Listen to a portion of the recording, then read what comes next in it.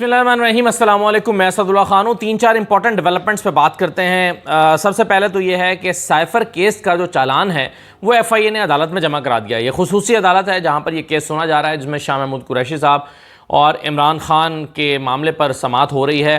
तो वहाँ पर अब पुलिस ने, इनफैक्ट FIA ने अपना जो चालान है वो जमा कराया है। अब उस चालान में क्या कहा है? एक तो उन्होंने शाह महमूद कुरैशी और इमरान खान को कसूरवार करार दे दिया है। इस चालान के मुताबिक इमरान खान और शाह महमूद कुरैशी कसूरवार हैं और उनके ऊपर उनका ट्रायल होना चाहिए और ट्रायल होकर उनको सज़ा मिलनी चाहिए। FIA अपनी इन्वेस्टिगेशन के बाद इस नतीजे पर पहुंच चुकी है कि इमरान खान जो हैं वो कसूरवार हैं। अच्छा, इस चालान में कहा गया है कि असद उमर जो है उनको मुल्ज़िमान की लिस्ट में शामिल नहीं किया जा रहा। असद उमर को शामिल नहीं किया गया इस चालान में और इस फहरिस्त में, वो कसूरवार करार नहीं पाए। लेकिन आज़म खान जो हैं उनको FIA ने गवाह बना लिया है और उनका बयान रिकॉर्ड किया है, 161 का भी 164 का भी।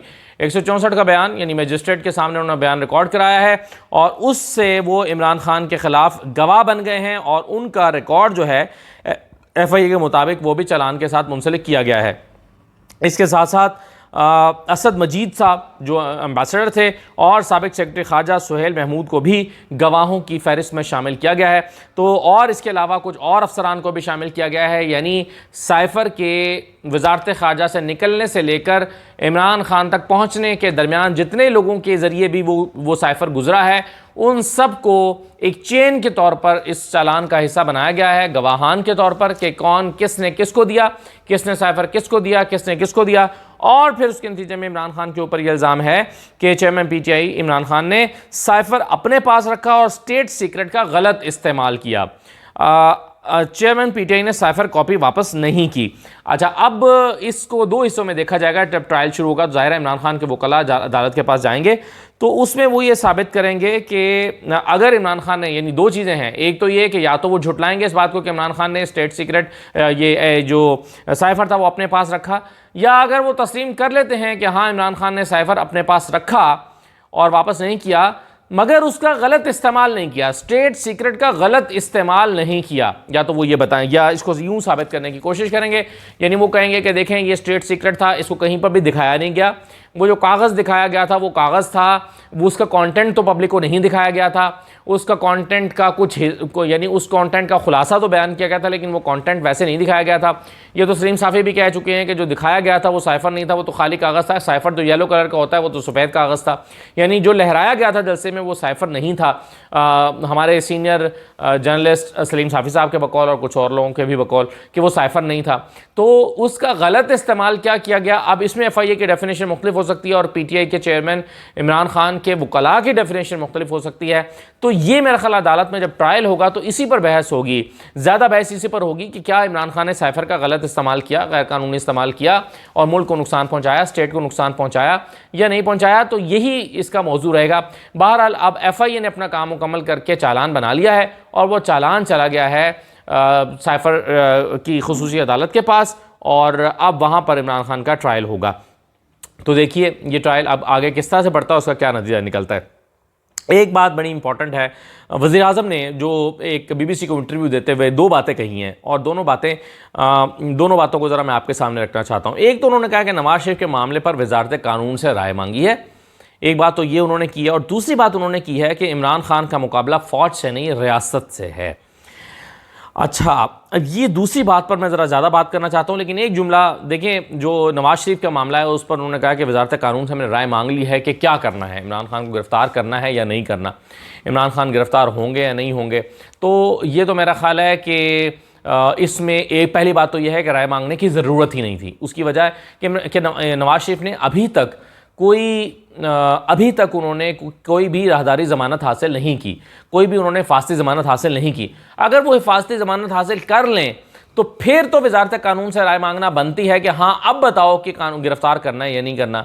लेकिन जब तक उन्होंने कोई हिफाजती ज़मानत अप्लाई नहीं की और हिफाजती ज़मानत उनको मिली नहीं है तो तब तक तो ये सवाल ही पैदा नहीं होता कि उनको गिरफ़्तार नहीं करना। क्यों? क्योंकि वो अभी तक कानूनी तौर पर हुकूमत की हिरासत में हैं और उनको वो सिर्फ छुट्टी पर गए थे या इलाज के लिए 6 हफ्ते का रिलैक्सेशन लेकर गए हैं।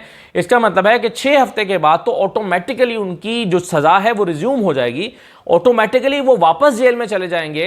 तो इसलिए ये जो कहा गया है वज़ीर-ए-आज़म की तरफ से कि हमने वजारत कानून से राय मांग ली है, वजारत कानून से राय मांगना तो अभी बनती ही नहीं है। यानी ये तो मुसल्लमा है, तयशुदा है कि नवाज शरीफ साहब ने जेल जाना ही जाना है, क्योंकि वो जेल से इलाज कराने के लिए 6 हफ्ते की छुट्टी सिर्फ लेकर गए थे। ये कहीं पर भी नहीं कहा गया था कि हाँ 6 हफ्ते के बाद आप आएंगे तो फिर अदालत से रुजू कीजिएगा, फिर हम देखेंगे, या वजारत कानून से रुजू कीजिएगा, वजारत कानून देखेगी कि आपको गिरफ्तार करना है या नहीं करना।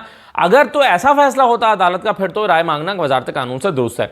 लेकिन जब अभी तक उन्होंने कोई हिफाजती ज़मानत ही नहीं ली, उनको ज़मानत मिली ही नहीं है और ये बहस पैदा ही नहीं हो रही कि उनको गिरफ्तार करना है या नहीं करना, तो फिर इस सवाल का उठना या वजारत कानून से राय मांगना ये बेमानी बात है मेरे ख्याल में।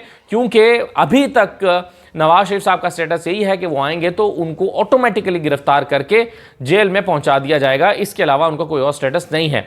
हाँ, वो अगर अदालत से रुजू करते हैं और अदालत उनको हिफाजती ज़मानत दे देती है और कहती है, ऑर्डर कर देती है कि इनको गिरफ्तार ना किया जाए और गिरफ्तार ना करके किया जाए और अदालत के पास में पेश होने का मौका दिया जाए या 24 घंटे या 48 घंटे का टाइम दिया जाए, तो फिर मेरा ख्याल है कि फिर वज़ीर-ए-आज़म चाहें तो वजारत कानून से राय मांग सकते हैं। और वैसे तो खैर उस सूरत में ना भी मांगे तो भी ये क्लियर हो जाएगा कि नवाज शरीफ को गिरफ्तार नहीं करना। तो मुझे नहीं पता कि इस वजारत कानून से क्या राय मांगेगी। इसी वजारत कानून से वैसे सदर आरिफ अलवी साहब ने भी कुछ अर्सा पहले राय मांगी थी और उन्होंने पूछा था कि बताइए क्या हमें इनको इलेक्शन का इख्तियार जो है वो क्या मुझे तारीख देने का इख्तियार मुझे है या नहीं है। तो वजारत कानून ने उनसे कहा था कि नहीं, आपका इख्तियार नहीं है। तो उसी वजारत कानून से अब वज़ीर-ए-आज़म ने भी राय मांग लिया कि नवाज शरीफ को गिरफ्तार करना या नहीं करना। दूसरी बात जो उन्होंने की है, उनसे पूछा गया कि इमरान खान का तासुर यह है कि इमरान खान बमुकाबला फ़ौज इस वक्त मौजूद है। उन्होंने कहा कि नहीं, इमरान खान का मुकाबला फ़ौज से नहीं है, इमरान खान का मुकाबला रियासत से है। जब निगरान वज़ीर-ए-आज़म इस नतीजे पर पहुंच चुका है कि एक ऐसा शख्स जो जेल में बैठा हुआ है वो रियासत मुखालिफ है और रियासत के मुकाबले में खड़ा हो गया है, तो इसका मतलब है कि उस निगरान वज़ीर-ए-आज़म ने तो उनको अपनी रियासत का मुजरिम साबित कर ही दिया है या रियासत का मुजरिम समझ ही लिया है।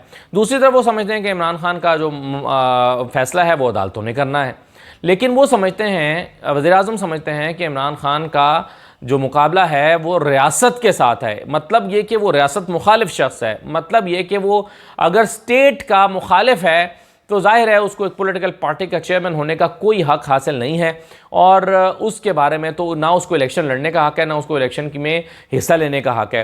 तो वज़ीर-ए-आज़म ने अपने तौर पर ये एक डिक्लेरेशन दे दी है कि इमरान खान का मुकाबला रियासत के साथ है, स्टेट के साथ है। It's not versus Imran Khan versus the institution, it's Imran Khan versus the state of Pakistan. तो ये डिक्लेयर कर दिया है वज़ीर-ए-आज़म ने और मैं समझता हूँ ये बहुत ही ख़तरनाक बात है और मेरा ख़्याल है कि वज़ीर-ए-आज़म थोड़ा सा बेहतियाती से काम ले गए हैं उस वक्त में जबकि सारे मामला चल रहे हैं अदालतों में और अदालतों से अगर वो क्लियर हो जाते हैं तो ठीक है, वो इलेक्शन में हिस्सा लें और अगर वो अदालतों से क्लियर नहीं होते तो फिर ठीक है, आप कह दें कि अदालत के फैसले के मुताबिक वो स्टेट मुखालिफ हैं। लेकिन अभी उनको एंटी स्टेट एलिमेंट करार दे देना मेरा ख्याल में एक सियासी जमात के सबसे मकबूल तरीन लीडर, मैं गैलप सर्वे की रोशनी में कह रहा हूँ, मेरी कोई ज़ाती राय नहीं है, मैं नहीं कहता कि इमरान खान सबसे मकबूल लीडर हैं, लेकिन गैलप सर्वे के मुताबिक वो पाकिस्तान के सबसे मकबूल लीडर और उनकी पार्टी पाकिस्तान की सबसे मकबूल पार्टी है, चारों सूबों की सबसे मकबूल पार्टी है, चारों सूबों में सबसे ज़्यादा अक्सरियत रखती है गैलप सर्वे के मुताबिक।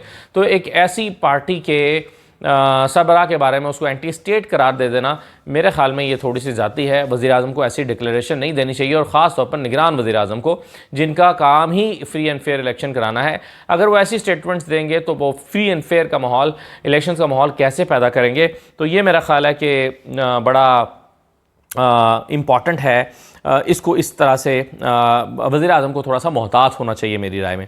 अच्छा जी, दो बातें और मैं करना चाहता हूँ। एक तो परवेज़ इलाही साहब का केस है जिसमें तौहीन अदालत केस अब समाअत के लिए मुकर्रर हो गया है और ये तौहीन अदालत जो है वो IG इस्लामाबाद पे लगाई जा रही है, DIG ऑपरेशंस लाहौर पे लगाई जा रही है और DIG इन्वेस्टिगेशन पे लगाई जा रही है। अब इसमें ये मामला सबसे पहले था जस्टिस अमजद रफ़ीक साहब के पास, उनका ट्रांसफ़र हो गया, मुल्तान चले गए, उसके बाद आ गया जस्टिस मिर्ज़ा वक़ास साहब के पास। अब 2 तारीख को जो समाअत होने जा रही है वो जस्टिस सुल्तान तनवीर साहब सुनेंगे। अब 2 जजेस तब्दील हो गए लेकिन इसके बावजूद ये अभी तक केस चल रहा है या केस ख़त्म नहीं हुआ। अब इसमें IG इस्लामाबाद जो हैं उनके नाकाबिले ज़मानत वारंट गिरफ्तारी नाकाबिल ज़मानत वारंट गिरफ्तारी जो हैं वो जारी किए गए हैं। बिल्कुल ऐसे ही जैसे कुछ अर्सा पहले इमरान खान के जब वारंट गिरफ्तारी, नाकाबिल ज़मानत वारंट गिरफ्तारी जारी किए गए थे तो इस्लामाबाद पुलिस और पंजाब पुलिस उसकी कंप्लाइंस के लिए इमरान खान के घर पर धावा बोल दिया था।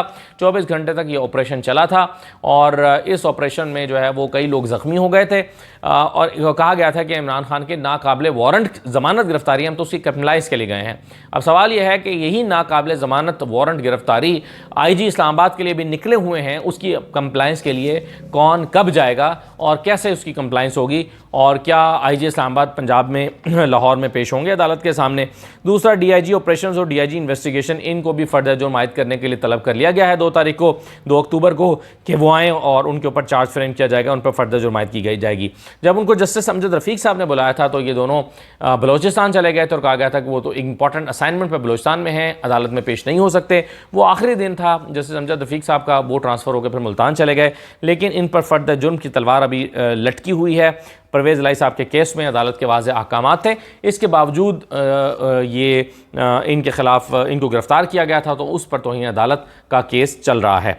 आखिरी बात, जावेद चौधरी साहब का एक छोटा सा 26 सेकंड का क्लिप मैं आपको सुनवाना चाहता हूँ। जावेद चौधरी साहब फरमाते हैं कि सुनिए क्या फरमाते हैं।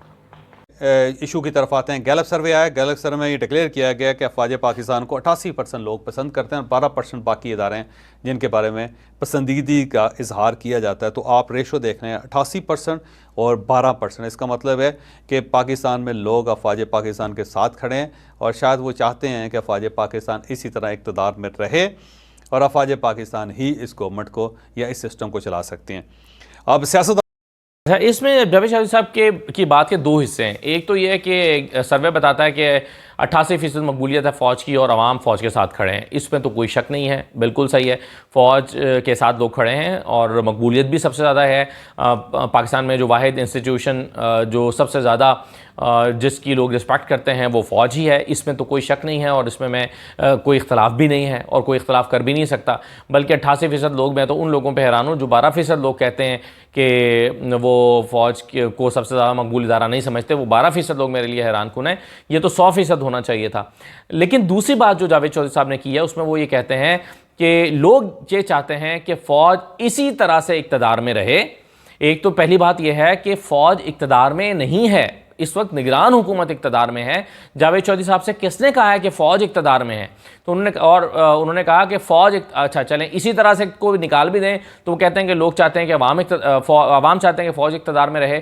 मेरा नहीं ख्याल कि पाकिस्तान के 88% अवाम ये चाहते होंगे कि फ़ौज इक़्तिदार में रहे और ना ये सवाल किया गया था। सवाल किया गया था कि क्या आप किस इदारे को सबसे ज़्यादा मकबूल समझते हैं और सबसे ज़्यादा पसंदीदा इदारा समझते हैं। तो लोगों ने 88% ने फ़ौज के हक़ में राय दी है, तो बिल्कुल ठीक है। लेकिन फ़ौज ने ये राय, आवाम ने ये राय नहीं दी कि फ़ौज को इक़्तिदार में होना चाहिए और आकर टेक ओवर करना चाहिए।